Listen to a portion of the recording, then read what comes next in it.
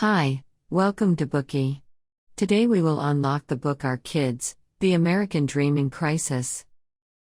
Earlier this year, Edelman Intelligence, a global insight and analytics consultancy, published the 2020 Trust Barometer, its 20th annual Trust and Credibility Survey.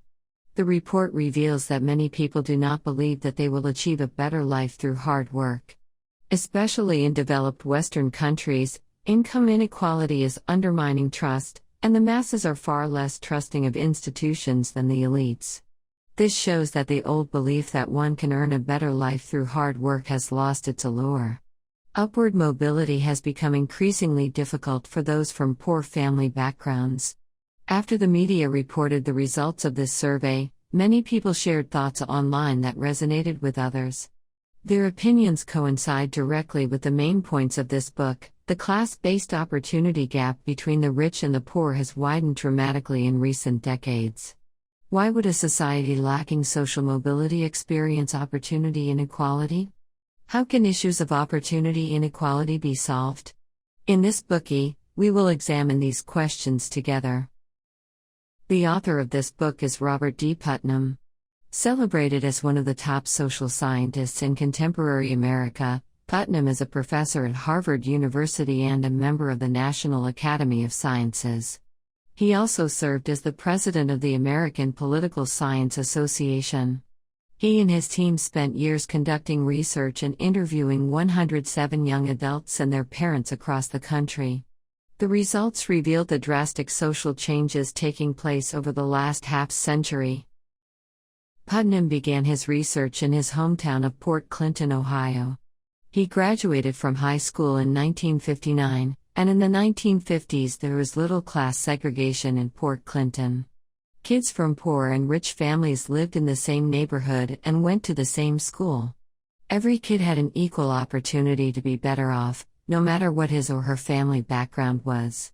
However, the Port Clinton of the 21st century has been divided into two different worlds that exist on opposite sides of a street. On one side, there is the rich area where people enjoy their affluent lives, and on the other side lives the poor people who struggle to make ends meet. Rich kids are optimistic and full of hope about their future, while poor kids feel worried and desperate. Just 50 years later, poor and rich kids now have very different opportunities. Taking Port Clinton as a microcosm of America, Putnam revealed the widening class gap in society. He compared the differences in the growth of rich and poor kids using 4 separate criteria: family structure, parenting, schooling, and neighborhoods.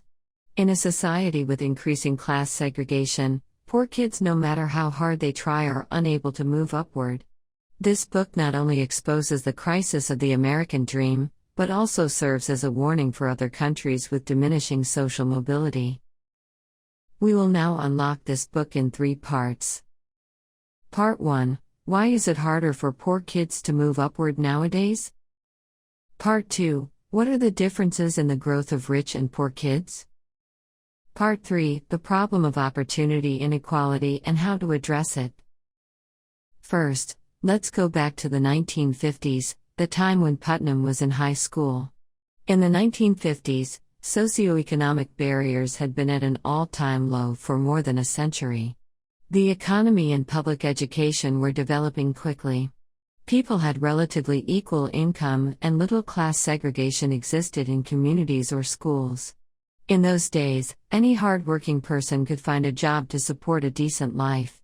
The major barriers of upward social mobility were gender and racial discrimination, but not class differences.